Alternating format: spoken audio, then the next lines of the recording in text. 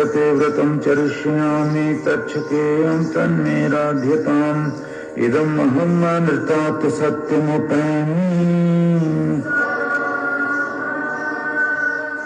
अब यही है कि अहम इदम सत्य, मैं सत्य को प्राप्त करूं ना। जो सत्य सत्य शिक्षाएं हैं उनके ऊपर जो सत्य सत्य कर्म है ना, वो आचरण में लाओ। कई बार इस विद्या में ही आता है कि आप क्रोध को कंट्रोल कर लो तो काम क्रोध मद लोभ अहंकार सारे कंट्रोल हो जाएंगे। अगर आप एक क्रोध को कंट्रोल कर लोगे तो देखने में यही आता है जीव को क्षण क्षण में क्रोध पैदा होता है, क्षण क्षण में अभिमान। फिर क्रोध जनरेट करता है बहुत चीजों को। क्रोध जनरेट करता है राग द्वेष को। क्रोध जनरेट करता है कि मैं मेरे समान कोई नहीं। क्रोध सभी कुछ जनरेट कर देता है। तो ये क्रोध भी अगर एक कंट्रोल किसी से हो जाए तो सारा संसार वश में हो जाता है, क्योंकि सारा संसार बहुत बड़ा है, बहुत बड़ा है। तो क्रोध को कंट्रोल करना भी बहुत बड़ी बात है, जो हो ही नहीं सकती आज के युग में। किसी से भी नहीं कंट्रोल होता क्रोध। दूसरा है लोभ। चलो क्रोध नहीं, लोभ भी अगर कंट्रोल हो जाए तो भी सब कंट्रोल हो जाता है। जीव लोभ नहीं मारा जाता। लोभ भी हजारों किस्म के हैं, क्रोध भी हजारों किस्म के हैं। लास्ट में एक स्वाभाविक क्रोध जो उठता ही उठता है। वेद उसको भी मना करते हैं कि स्वाभाविक क्रोध भी ना उठे। तो ये सत्यमुपैमि, सत्य को ही हम अनिर्तात में ये रजोगुण तमोगुण सतोगुण सारे आ जाते हैं। अनिर्तात का मतलब है झूठ। ये राग द्वेष सारे ही आ जाते हैं, काम क्रोध सभी कुछ आ जाता है। तो हम आहुतियां डाल रहे हैं और इन मंत्रों के अर्थ चलते रहते हैं यहाँ पर कि भाई हम इन सब बुराइयों पे परमेश्वर आपको वचन देते हैं कि इन बुराइयों को छोड़ देंगे और सत्यम उपाय में सिर्फ सत्य मार्ग पर चलेंगे, है ना।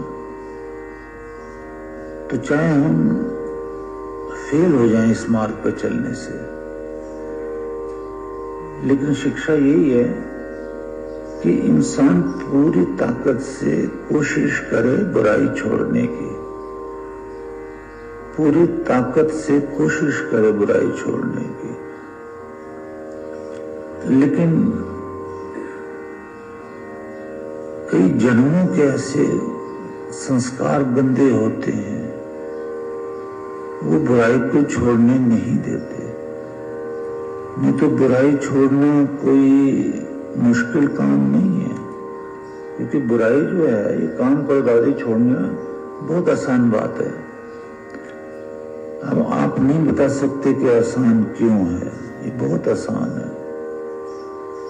तो मैंने तो हजारों बार उपदेश दिया कि बहुत आसान है। एक ईश्वर पर भरोसा आना, ईश्वर प्राणिधन, ईश्वर पर भरोसा नहीं आता। ईश्वर पर भरोसा का क्या मतलब होता है कि ईश्वर ने वेदों में जो कहा है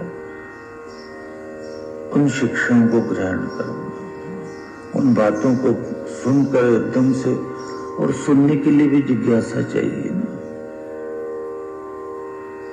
तो आसान इसलिए है कि मैंने बहुत बार यह उपदेश किया है वेदों से और इंग्लिश में भी कि God helps those who help themselves. कि शायद हिंदी में तो इंग्लिश ही समझ आ जाए, क्योंकि इंग्लिश जल्दी समझ में आती लोगों को। वेस्टर्न कंट्री की छाप बहुत पड़ चुकी है हमारे देश में। अंग्रेजी को फौरन समझते हैं और ये बहुत बड़ा पाप है। भाषा के विषय में नहीं, भाषा सभी ठीक है, सभी का आदर है, लेकिन क्या इंग्लैंड में, यूएसए में हिंदी की इतनी कदर होगी जितनी वो अपनी मातृभाषा में करते हैं, या जापान में या कहीं? मैं एक बार यूएसए से आ रहा था तो कौन सा हवाई अड्डा है जर्मनी का, फ्रैंकफर्ट, तो मैं तो बड़ी आराम से उससे पूछा कि भी इंग्लिश में कि इस प्लेटफॉर्म पे मैंने जाना है, यहाँ से जहाज में जाना है इंडिया, जर्मनी के हवाई अड्डे पर। तो वहां पता चला ये अंग्रेजी बोलने वाले को अच्छा नहीं समझते, जर्मनी।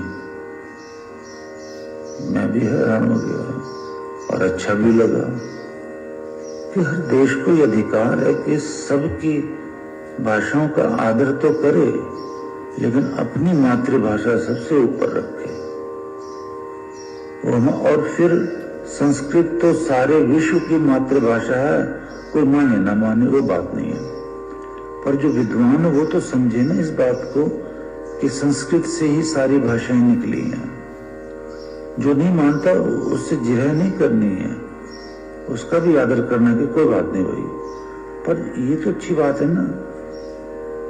तो इसलिए मैंने कई बार अंग्रेजी में भी बोलना पड़ता है मुझे कि शायद समझ में आ जाए कि गॉड हेल्प्स दोज। तो ये इतना आसान है कि आप सिर्फ प्रयत्न करो। तो ऋग्वेद कहता है ईश्वर उसमें बाकी काम मैं कर दूंगा। ये बाकी काम मैं कर दूंगा आज तक किसी की समझ में नहीं आया। इसलिए नहीं आया कि इतना प्रेम वेदों में नहीं है, गुरु की वाणी में नहीं है। गुरु की वाणी से इसलिए प्रेम नहीं कि गुरु की सेवा ही नहीं है। गुरु की सेवा इसलिए नहीं है कि जीव के अंदर स्वार्थ है कि वो अपने मन से खुश करना चाहता है ईश्वर को, गुरु को, जो वो चाहता है वो करके। वेद कहता नहीं, जो वेद चाहता है वो करके आप माता पिता गुरु को प्रसन्न करो, जो वेद चाहता है। गुरु की भी छोड़ो करे वो, क्योंकि गुरु अपनी कोई भी शिक्षा नहीं देता कभी भी। जो विद्वान है वो तो वेदों से शिक्षा देगा, उसके पास अपनी कोई शिक्षा नहीं है।